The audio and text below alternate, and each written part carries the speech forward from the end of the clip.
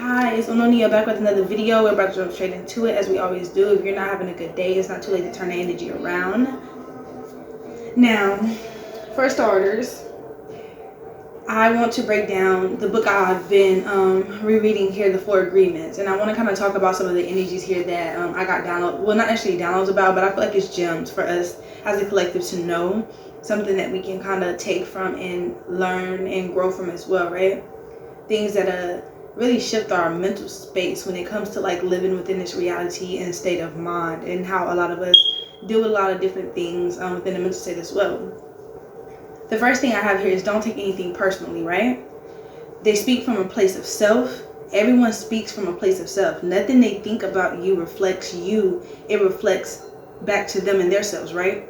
So what the author was basically saying about this is like, it doesn't matter what a person thinks or says about you, or whatever action that they do towards you is literally just a mirror of how that person feels within themselves, or how they abused or have treated them in a previous time, right?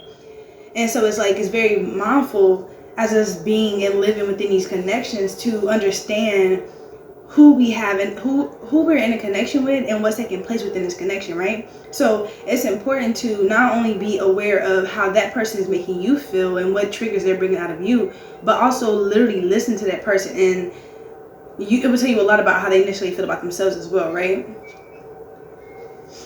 It's that he also mentioned how you hurt yourself when you basically you hurt yourself if trauma is there, right? You will feel the effect of what's being said, because whatever they're saying, you resent with it to a certain amount of truth. A version of you feels like it's true. So when a person says a certain thing or does a certain action towards you, you then inflict this internal pain on yourself because you feel that you deserve or need the suffrage, right? But it's not until you understand that the only time that you're truly triggered is whenever you need something to heal within yourself. You need to view yourself a different type of way. It's not like, oh, I need to necessarily fix this characteristic about me. If that's something that you choose to do, if you want to fix something about yourself, you can do that. But it's not necessarily what is highlighting here. It's more so for you to learn to be within yourself, to be okay with yourself, to be okay with living in your truth, who you are as a person, right? You have to be comfortable in your own skin. And if you're not comfortable in your own skin, people are able to move you in certain areas and ways, right? If you get mad at me, I know that you're really mad at yourself, right?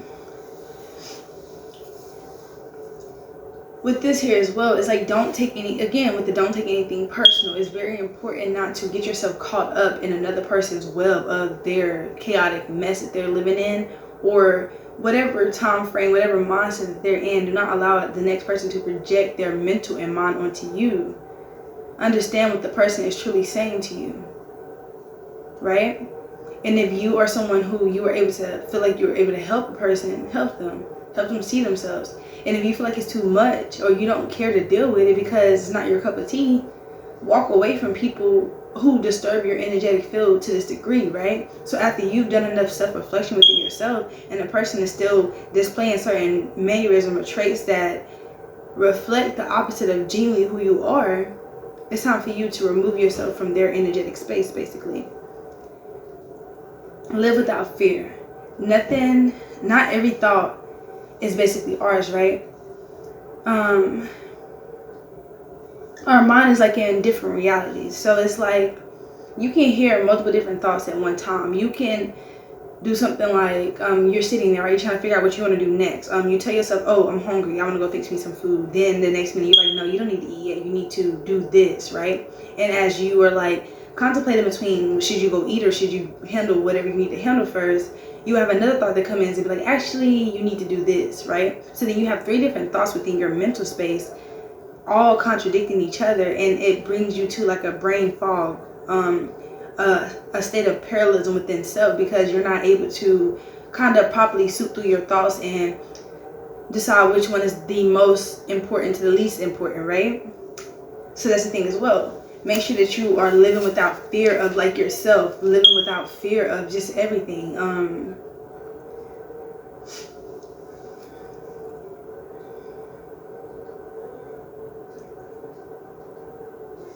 you always have a choice, right? Another topic that was discussed here is always having a choice to decide whether you want to believe the things that you were seeing within your headspace, or whether you want to filter through all of the filth that's being displayed and said to you, to yourself, right? So it's like you have to understand the difference between when you are talking shit to yourself and you need to tell yourself to hush, and that these thoughts are not like you or not of you.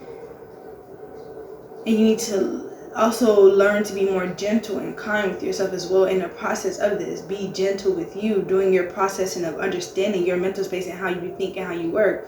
Once you start becoming active to the fact that those voices are there, and you're trying to kind of filter through your voices, give yourself the space to do that. Don't try to rush anything. Give yourself the space to like filter through whatever you need to filter through, right?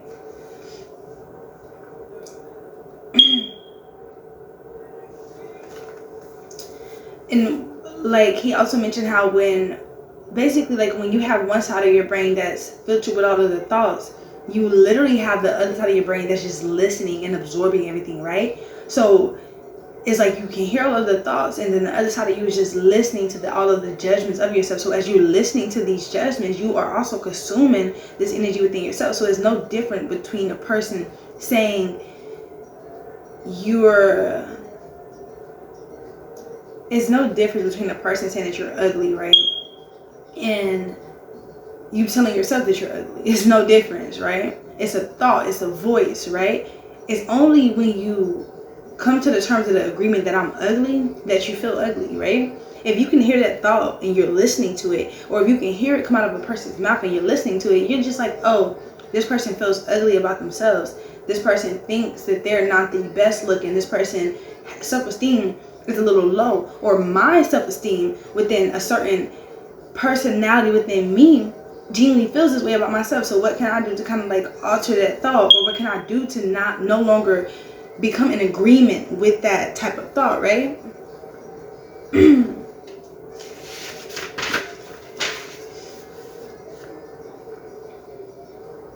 Another thing is like not to expect people to tell you the truth, right? Don't expect people to give you the truth, because especially most people lie to themselves, right?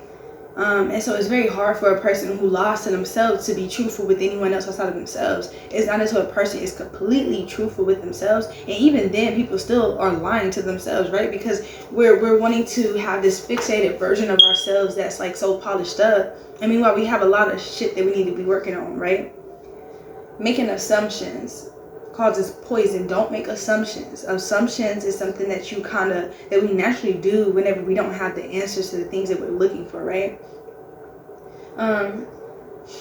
Don't take anything personally neither when it comes to like making assumptions, because you need to understand that you just made an assumption that is like literally no type of physical evidence of whatever you're feeling or whatever you feel genuinely in your heart or in your mind to be true. There's no evidence of this. You just made an assumption.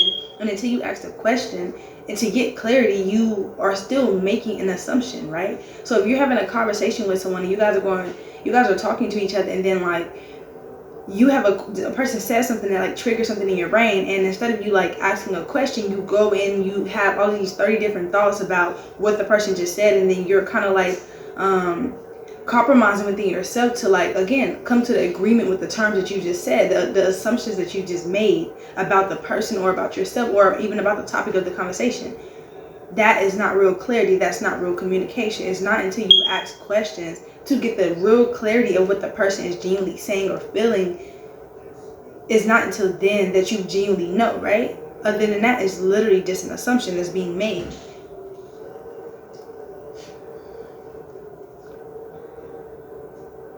Right, when you take it personally, like most people, when they take the assumptions personally, they are then dramifying the events of what's going on, or they're causing arguments or just fights because of their assumptions, rather than because they're too afraid of the clarity that may come with it.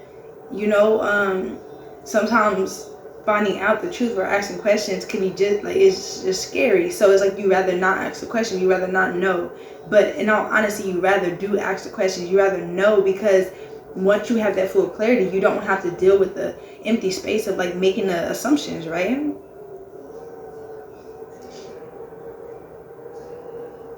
another thing as well is like when you're making assumptions and then you go and basically like do things like gossip to the next person about what the assumption that you have, whatever strong opinion that you based within your headspace, you go and you project this onto the next person and gossip with the next person about the assumption.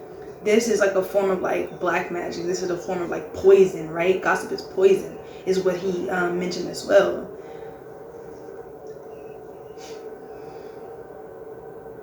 Right.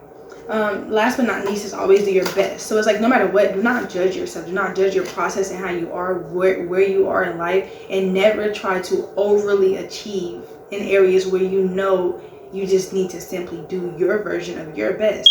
It's not about doing less and then trying to convince yourself that you've done your best, because then you would feel a space of emptiness, like shit, like you didn't do enough, right? And then it's like if you do the opposite and you're trying to overachieve your version of the best, but it's really just overachieving, you're then tiring your body out, you're tiring your mind and yourself out, because you are trying to overly extend in the area where you're trying to prove something to yourself that you don't have to prove, or you're trying to prove something to others that you genuinely don't have it to prove. It's when you're doing your best and enjoying you doing your best. You are enjoying just the phase and the stage that you are within your life, right? You're not necessarily trying to outdo yourself, or you're not trying to underdo yourself as well. You're just going with the flow of your best. What is your best? Be gentle with yourself. Be kind with yourself.